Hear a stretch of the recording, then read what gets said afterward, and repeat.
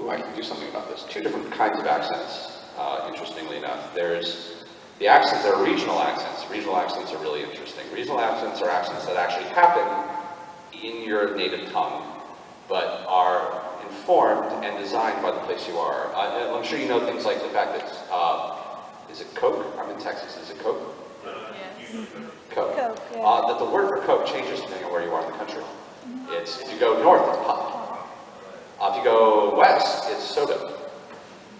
If you go east, I think it's cola, or it's usually cola. And if you go south, it's Coke. And it deviates a little bit depending on where you are, but I mean, the language itself is just filled with those sort of strangeness. There are people who understand that level of accent to the point where they can figure out what city you're from by the way you talk. They can ask you about 23 questions and literally figure out what city you come from in the United States. They're that specific.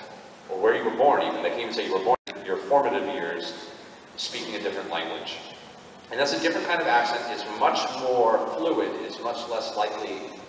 There's no German accent. There are a series of rules that attach to the German accent, but depending on how long you're in the United States, where you go, your own ability to break these forms, it will be individual to each person. And it'll be individual to your state of mind. It's very, very fluid. And that's its own separate thing. And those can get very, very weird just because those can, depending on how difficult a time people have breaking Cambodian. I wish I could do Cambodian. It's just the weirdest accent on earth in English. Japanese less so. Indian also works well in Japanese, if you knew. But with regionals are also based on like where the people, like you can actually trace Southern accents. Does anybody know where the Southern accent comes from? Southern. No, although that's a very good guess. Actually, the Northern accent comes from Scottish. When the Scots came to America, they came in large groups to the north. They got to Minnesota. And Scottish, you know, is all in here, and then sort of becomes Minnesotan after a while. So this is what happens when you leave Scottish up north, you know, it becomes this. Irish. The Irish all got shoved south. Irish went super south. The Irish accent is kind of what gave us the Southern accent. The word hillbilly. I'm sure you've heard the word hillbilly before. That means, well, a hillbilly comes from the guy named Billy who lives in the hills. In the hills, there are a bunch of guys named Billy. So they're all Irish. All the Irish went to the hills and they lived up there. That's Billy. Hillbilly comes from Irish people living in the hills. Where the phrase comes from. And weirdly, the Irish basically, a lot of them came over because Ireland sucked at the time. And it's still kind of iffy on occasion. And we had a deal, which is you come over here and you're going to fight in a bunch of wars that are so unpopular that no one else wants to do it. Literally, we have to find people who are starving to death in another country to fight this war. And we shoved them down to Mexico to fight the Spanish-American War, because none of us were going to do it. That was a terrible idea. Ironically, interesting, something that happened down there is, of course, we shoved all these Irish people down to Mexico, and they're fighting and shooting at each other for a while, and they stop fighting and shooting for a while, and they fight and shoot for a while. And eventually, a bunch of the Irish figured out that all these Mexican kids are Catholic. And they're like, you're Catholic. I'm Catholic.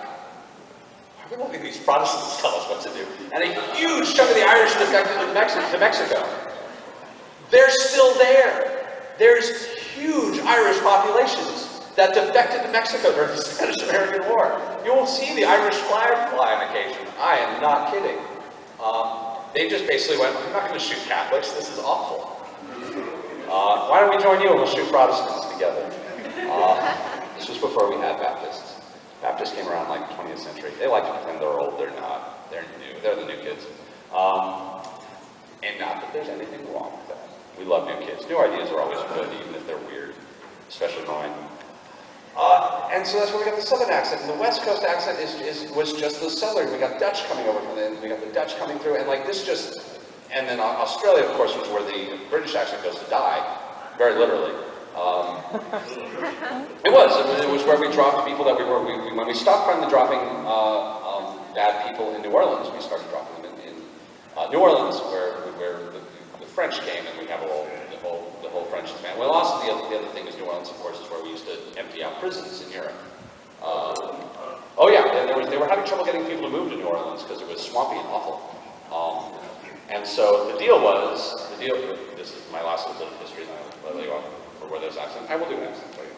my favorite when I get to the end of it.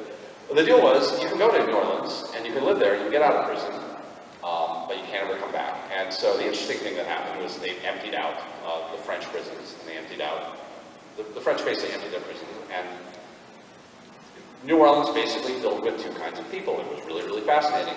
It was French citizens who were in prison, mostly because they were murderers, drug addicts, thieves, and useless people.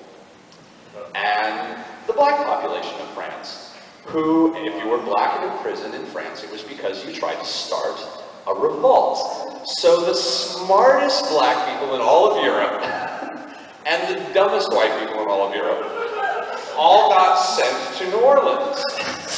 Which is why this culture exists there, is because there was just a bunch of really dumb, psychotic people going, who's smart enough to make everything work? And then a bunch of people going, I got this and we're not going to hear shit. And then, of course, after about 20 years of that finally working, they're like, we need women now because things are getting weird. And of course, where do you get women who want to go live in a swamp in America? Well, you gotta force them. Who do we have in prison? Whores! Sorry. So they ship boatloads of hookers and women of the... So, if you've ever been to New Orleans, I'm sure this is explaining a lot. It's also why we have voodoo culture there, is because there was this extremely put together, well-organized black population that was going, you are not giving us any shit. Because otherwise everything stops working. And it worked out pretty well. Although they're having troubles now, but it's getting better. It really is. But where this all comes from is my favorite accent is Welsh. Welsh is my favorite accent because it's ridiculous and extremely sing-songy, and it sounds, it's the language of Doctor Who these days. It's what all aliens in Doctor Who sound like, because they shoot Doctor Who in Wales. And the joke with the Welsh is that it's everybody, it's basically all the Scotsmen who couldn't swim. If you weren't a strong enough swimmer to swim to Scotland, you were Welsh, and you just sort of stayed there. And it's kind of a culture, it's a conquered culture that was just sort of fine with it, and they all just sort of, it was just like, oh, we're British now, okay. It's very, I'm sure you've all watched Torch, where everyone talks, they've got the rule to everything they do, and everything's fine, you know, it's all, Captain Jack, what are you doing? And there's actually one Welsh character in Helsing, if you are Helsing fans. Yes. Yumi, the Japanese nun. We couldn't figure out what accent to give her, because she's a Japanese nun who works for the Catholics, and we're like, we don't know what this is. And we tried doing a Japanese accent, it was awful. This is sucking. And we finally decided, well, what do we do? What does Doctor Who do when they have an impossible accent? They make them Welsh! Done! And that was literally our desire. It was like, well, she has an indecipherable accent, must be Welsh. Yeah. And so, Father Anderson, what are you doing? And it's just great. And I'm trying to remember the one that we had the language kids usually give you a paragraph to learn. They'll teach you the phonics of an accent. And the one for Welsh is always funny. It was 20 of us then, we went to the bus to go up to Scotland to watch the game.